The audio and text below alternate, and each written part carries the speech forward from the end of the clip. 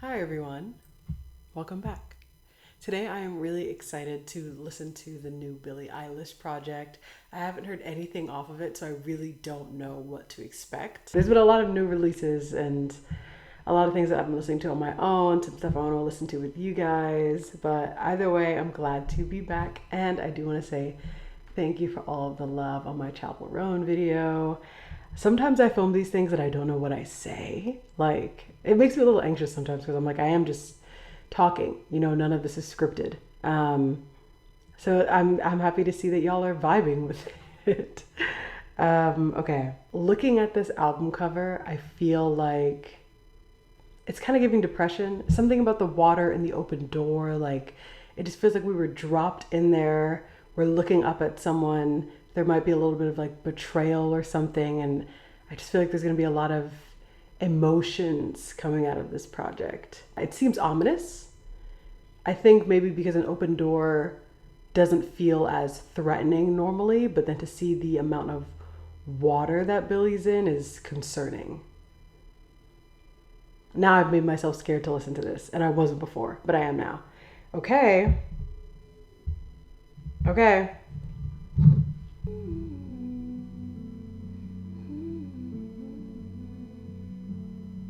People say I can't just because I got skinny, but the old me still me. Am I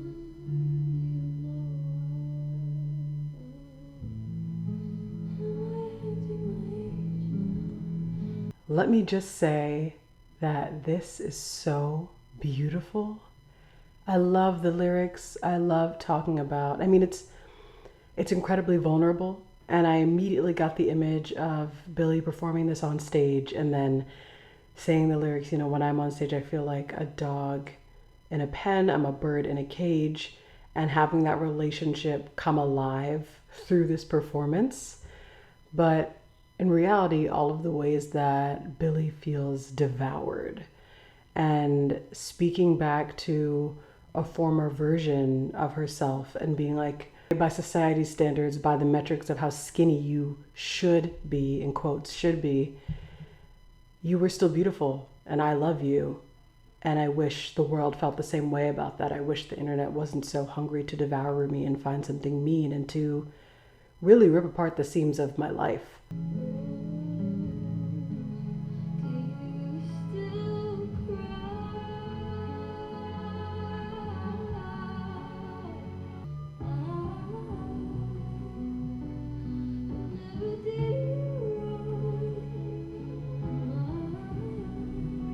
I love that it's about how skinny, or rather what we are lacking in all of these different places of our lives, and it just comes through the metaphor of that of body weight. um wow. Even the production was beautiful. I just felt like I went on a journey and I sailed away with this song, and it definitely woke me up. It brought me into this album. It does speak to some pieces of the sadness I was seeing from the cover, but I love that it was so beautiful. Like, it was sad, but it was so beautiful. I couldn't stop listening to it, and I have an urge to listen to it again.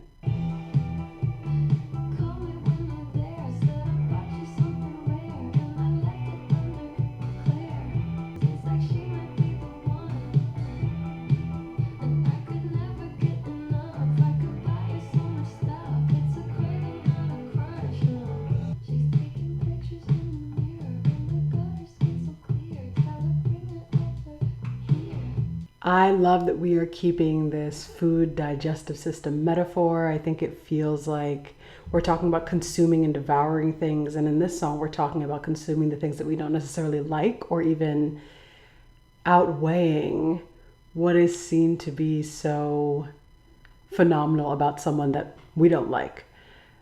I love that at the end of the song, there's multiple breaths in and out, almost as if we ate that person and now we're just like breathing through it, like if you have a full stomach.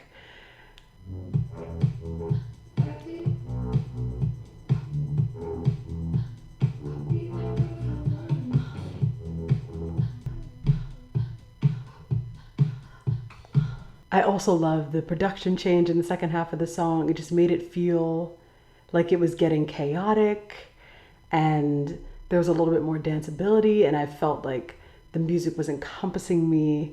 And it's this low level hysteria that feels good.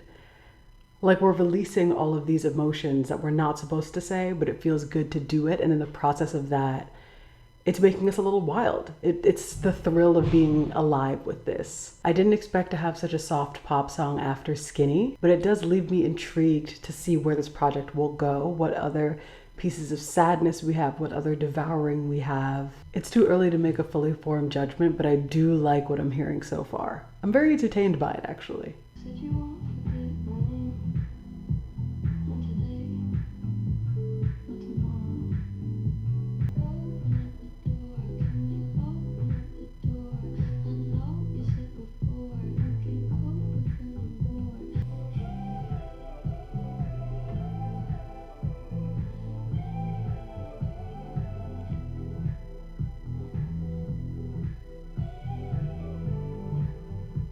I would not have expected Billie to put out something this vibey and psychedelic. I love that. That is right in the wheelhouse of things I listen to. And lyrically, I'm still obsessed with not only the quality of her voice, like just the way she sounds, but also these lyrics fading in and out, so ominous about losing love, love being taken from us, needing to go away and coming back, and that person is gone. Like whatever we've been robbed of or devoured of, we feel it so profoundly on this track. And the moments where her voice is soft and gentle and the beat starts to rise and slowly she's like sucked out of it and the beat encompasses us, like it does feel like the waves of an ocean collapsing over and over again, and we're getting these moments of breath, moments of lyrics to discuss how we're feeling.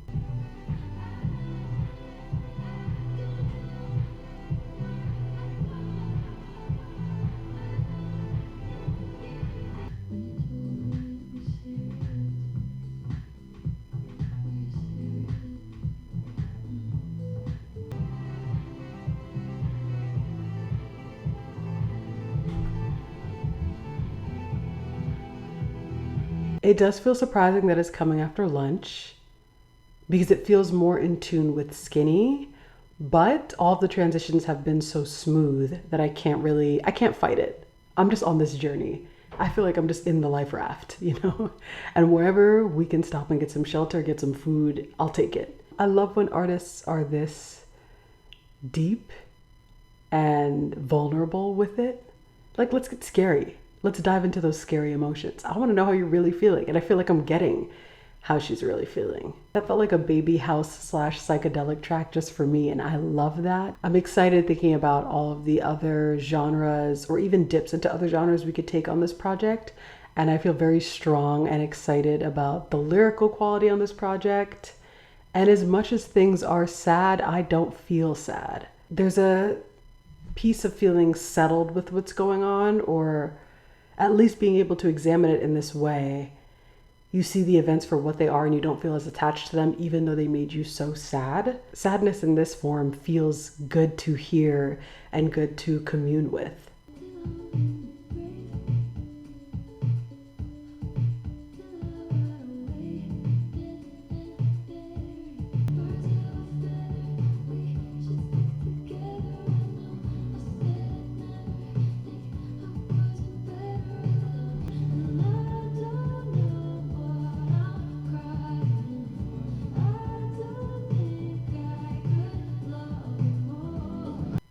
I'm getting 80s pop undertones from this song.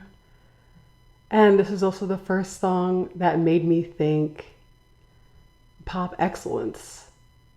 The more I listen to pop, the more I appreciate it, because not everyone is great at it. I'm so affected by what I just heard. First of all, the feeling of loss, of separating from someone, of going on two different journeys, and knowing that you were connected in a way that feels universal, and you probably still are because of that relationship and how it's changed both of you. But also you're flying different ways now. You're not really birds of a feather flocking together anymore, which is such powerful imagery to have. I know it's like an idiom, so it's not, I don't know why it's like hitting me today, but hearing that and then hearing her vocals like chopped up with the production, almost as if like we just threw something into the air and it's like breaking off into little groups or like birds flying opposite each other.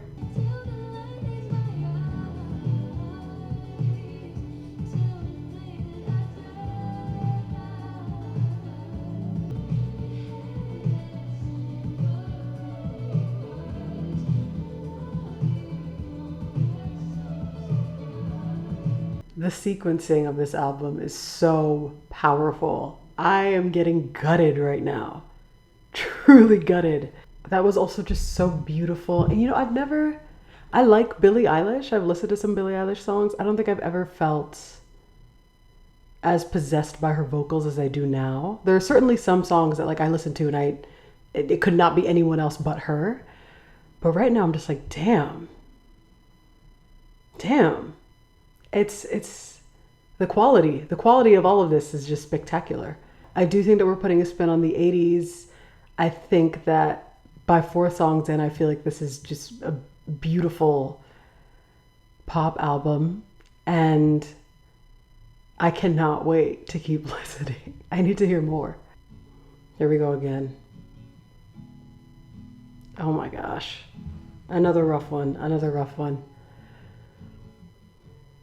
She was your girl. You showed her the world. You fell out of love and you both let go. But I see her in the back of my mind all the time. I love how mature this track is because I feel like it speaks to Billie stepping into maturity and starting to realize dynamics for what they are, or at least processing them differently.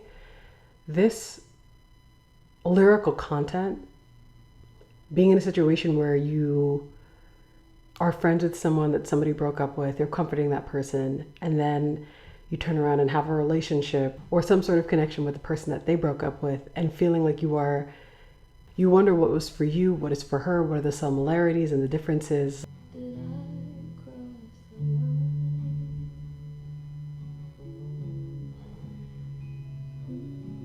She could be more different from me, happy and free. Did I cross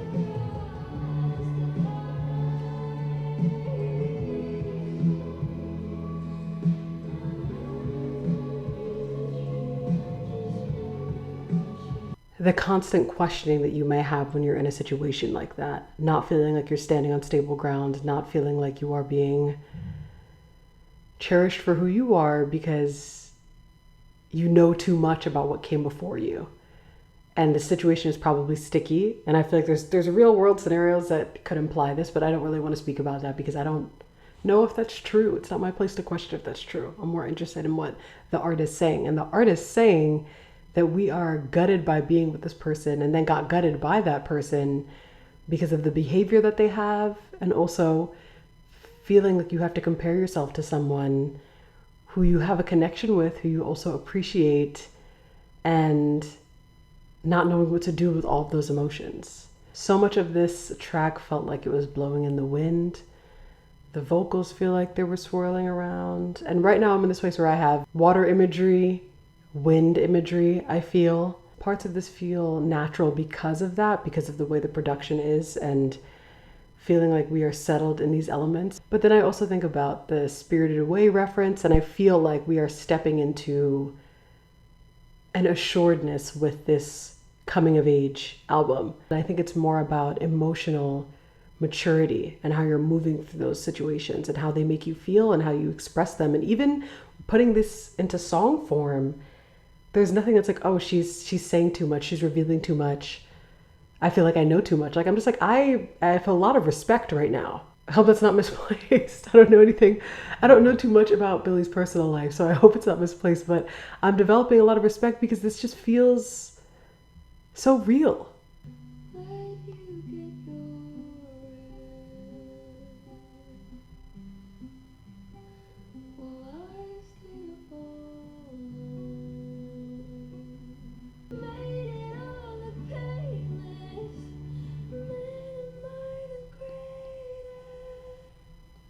something about this track that makes me think about people pleasing.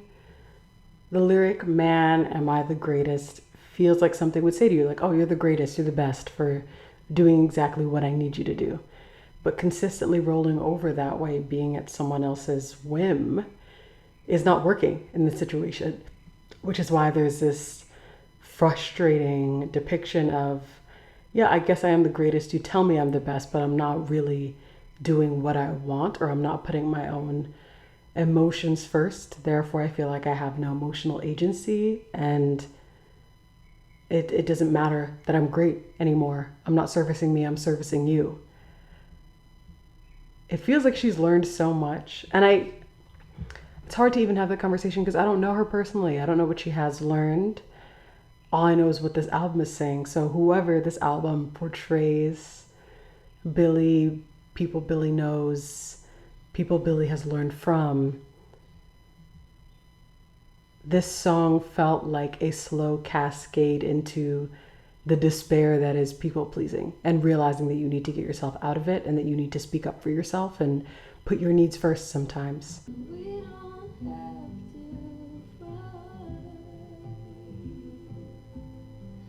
when it's not worth fighting for. Am I the greatest? My congratulations. All my love and patience. Am I the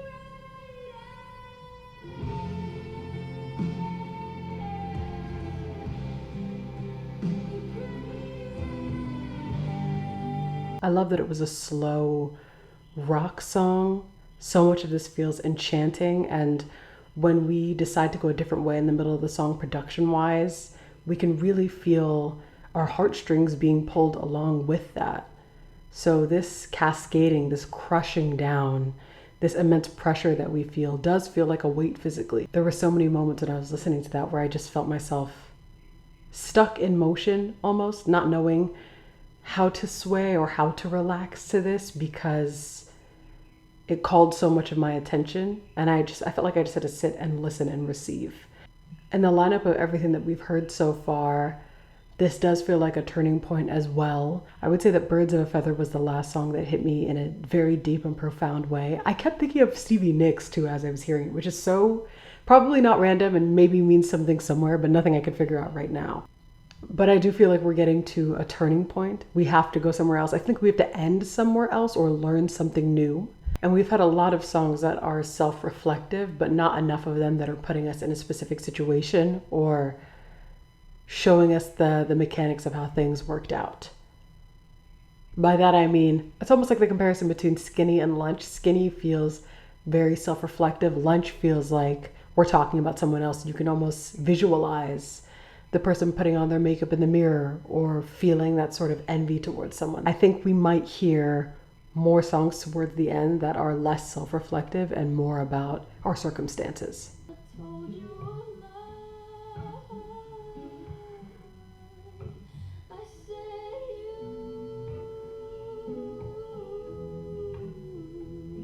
It isn't asking for a lot for an apology, for making me feel like you if I tried to leave. So you found her, now go forward, just as we were.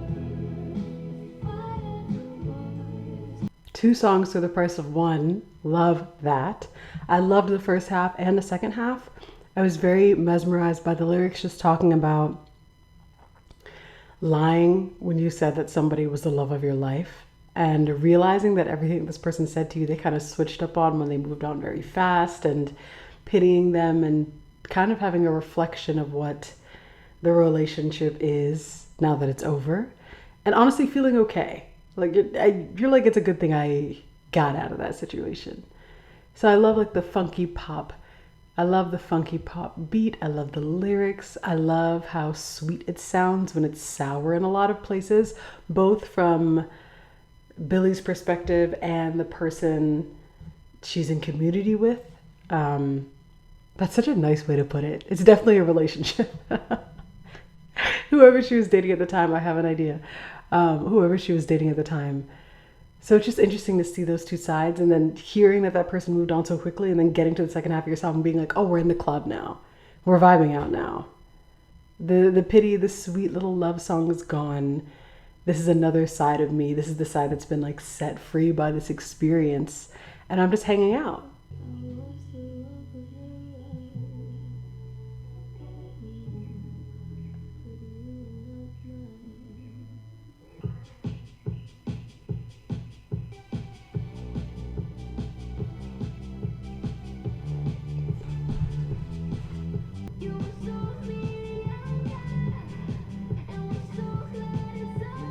It reconfirms my 80s notions again. And it's just so exciting. I love the creative offshoots that this project is taking. I love that we're getting multiple production styles in a song. I love that we've been so decisive about the rises and falls when it comes to lyrics coming in, production coming in and out. These transitions are coming across beautifully. I'm frustrated that I even have to stop and talk between them. And normally I don't notice, so I feel like it takes a really good project for me to say, oh, I'm about to miss this dope transition because I got to talk to y'all. But I also love talking to y'all, so I'm going to do that too.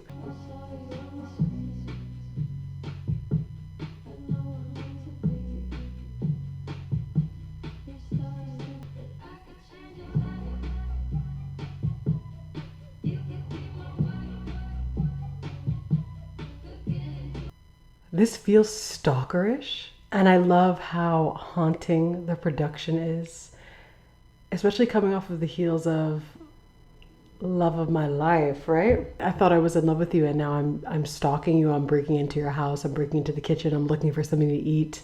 I'm completely cutting through all of these boundaries that you have. Whether this is something that's supposed to be like happening to her or is happening to someone else, it feels like she's the one doing the stalking. And it's a lovely little threatening side that we have not seen this entire time. There's been no bark on this album, but suddenly we get a bite. There's been no lead up musically to see things escalating to this point, but I love that it just happens. I think there's been so much emotional intelligence and maturity throughout the album that we haven't had a moment to say, hey, I can make mistakes too. I can get a little crazy. And here it is. This is so fun. That's such a fun track.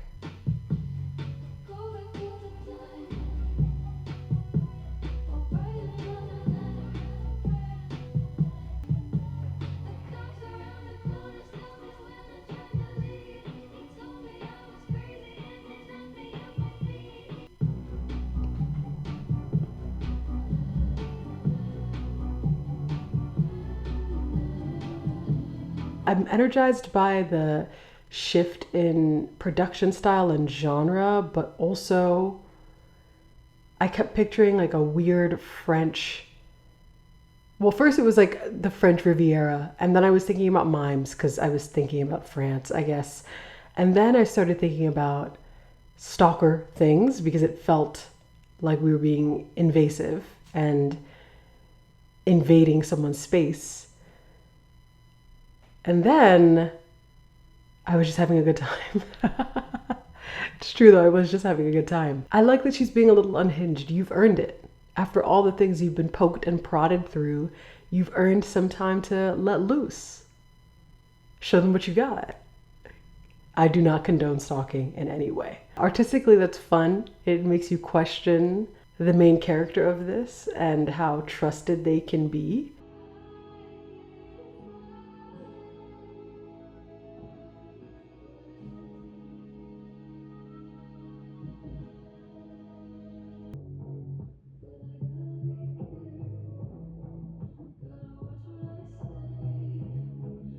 Part of me thinks this is more about not being with someone, wanting to be with someone, realizing that they're not good for you, and realizing that through your intuition, things that you're perceiving, like kind of coming to the realization that this may not be what you thought it was, but still feeling this connection to them where you will do anything. You're on your knees for them. I love that it's called Bittersuite because she's talking about staying in all of these hotels and being on tour and like not being able to spend time with this person, but it's also just like things are bittersweet. Like it's not as great as you thought it was going to be. It leaves like a tang of disgust.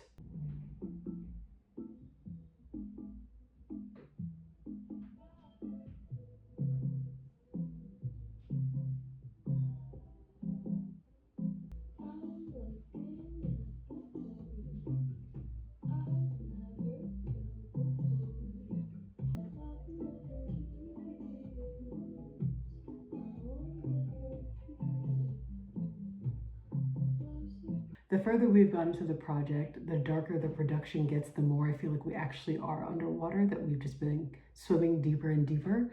But it's not scary, we're not drowning, we actually know the water very well.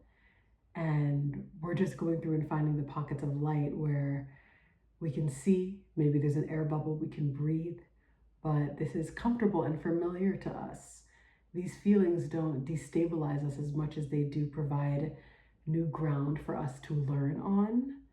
So I love it that it's sad but non-threatening, except for that one song that is definitely a threat. The Diner, is that the threat? I think that's a threat song. This has been a very smooth ride from start to finish. We're getting to the last song now, and I want us to leave with a bang. I want to leave feeling even more changed.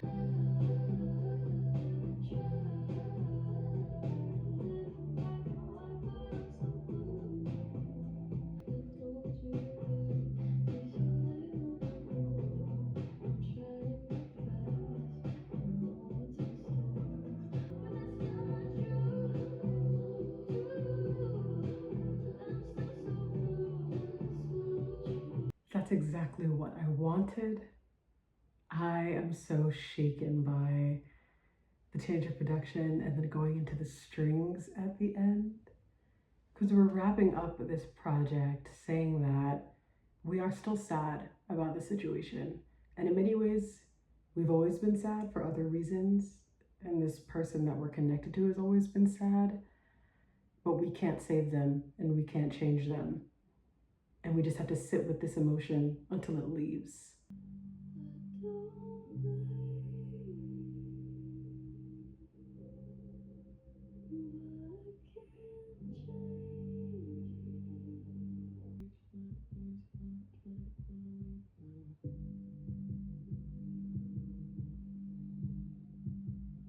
That level of admission of emotion permeates the entire song.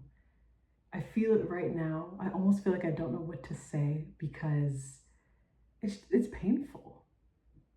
It's painful, and yet I feel protected from it. And maybe that has to do with the underwater portions of this all. It feels like we're drowning, but we're also like aquatic.